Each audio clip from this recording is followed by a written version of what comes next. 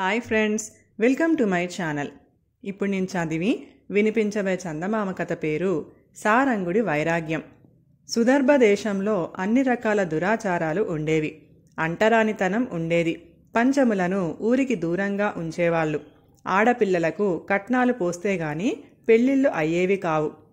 అధికారులు లంచాలు మరిగి, ఉన్నవాళ్ళు లేనివాళ్ళు కూడా తాగుడు మరిగి, డబ్బు తగిలేసుకొని ఆరోగ్యాన్ని కూడా కోల్పోయేవారు. సుదర్భ దేశంలో సారంగుడు అనే మహాత్ముడు ఉండేవాడు.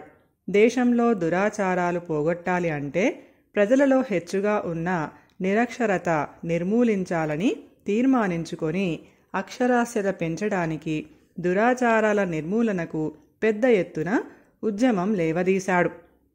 తన ఉద్యమాన్ని చాలామంది వ్యతిరేకించినా ఆయన లక్ష్య పెట్టలేదు. యువకులు అధిక సంఖ్యలో ఆయనను బలపరిచారు. రాజు ఆ ఉద్యమాన్ని అంచటానికి యత్నించాడు. సైనికులు కూడా ప్రజలతో చేరిపోయి రాజును పడగొట్టారు. సారంగుడే దేశానికి రాజు కావాలని ప్రజలు ఏకకంఠంగా కోరారు. అయితే సారంగుడికి రాజ్యకాంక్ష లేదు.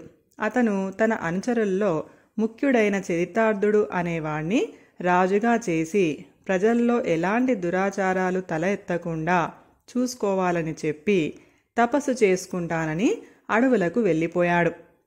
ఆయన అడవులలో ఆశ్రమం కల్పించుకొని 15 ఏళ్లు గడిచినాక సుదర్భ దేశం ఇప్పుడు ఎలా ఉందో తెలుసుకోవాలని అనిపించింది.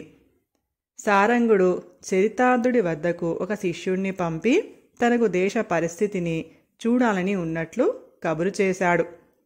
ఈ కబురు అందగానే చరితార్థుడు ఒక రథం మీద తానే సారంగుడిని చూడ్డానికి వచ్చాడు.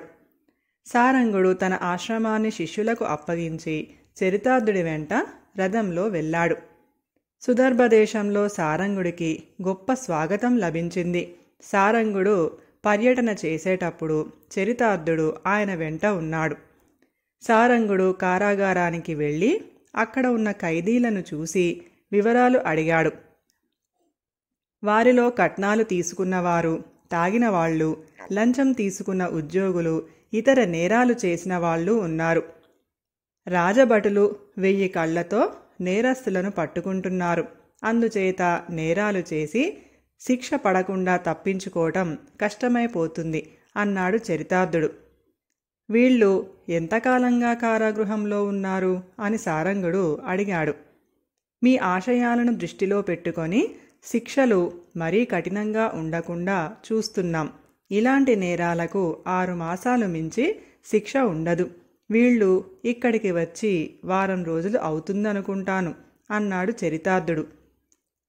సారంగుడు ఉలిక్కిపడి ఇక్కడి నుంచి వెళ్ళిపోదాం అన్నాడు. ఆ తర్వాత ఇద్దరు ఒక కళ్యాణ భవనంలోకి వెళ్ళారు. కులాంతర వివాహాలు చేసుకునేవారికే ఈ భవనంలో సదుపాయాలు ఉంటాయి. వర్ణాంతర వివాహాలను ప్రోత్సహించటానికి ఈ భవనం నిర్మించాం. ఇప్పటికీ ఇందులో 100కు పైగా పెళ్ళిళ్ళు అయ్యాయి.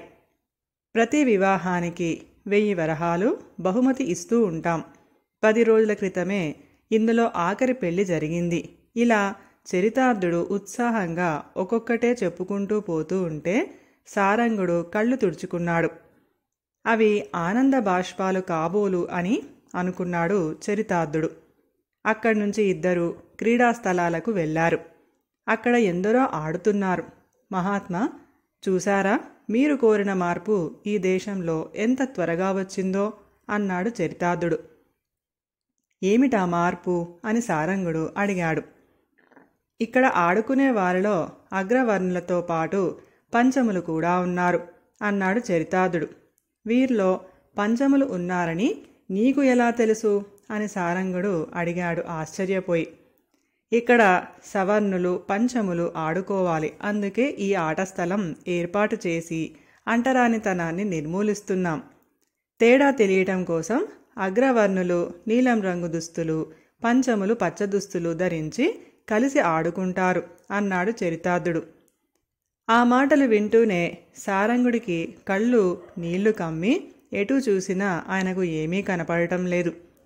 రేపు మనం దేశ పర్యటన ఆరంభిందాం అన్నాడు చరితార్థుడు. చూసినది చాలు, నాలో పర్యటన చేయాలన్న కోరిక నశించింది. నా తిరుగు ప్రయాణానికి ఏర్పాటు చెయ్యి అన్నాడు సారంగుడు. అదేమిటి స్వామి అన్నాడు చరితార్థుడు ఆశ్చర్యంగా. దేశంలో పంచములు అనే మాట వినబడరాదనుకున్నాను. అంటరానితనం ప్రజలకు ఇంకా తెలియటము, వారితో కలిసి తిరగటం ఇంకా గొప్పగా భావించటమూ జరుగుతుంది.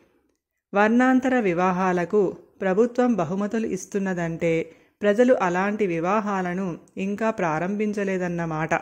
కట్నాలు, తాగుడు, లంచగొండితనము ప్రజల్లో ఇంకా పోలేదు. అందుచేత వారికి శిక్షలు పడుతున్నాయి. రాజువైన నువ్వు ఈ మాత్రం గ్రహించగా ఏదో సాధించాననుకొని గర్వపడుతున్నావు. దురాచారాలు చట్టాలతో పోవు. ప్రజల మనస్సుల్లో పరివర్తన తీసుకురావాలి. నా శిక్షణలో ప్రజానాయకుడివైన నీ పరిపాలనలో పరిస్థితి ఇలాగుంటే ఇంకొకరు రాజై ఇంతకన్నా హెచ్చు సాధిస్తారన్న ఆశ నాకు లేదు.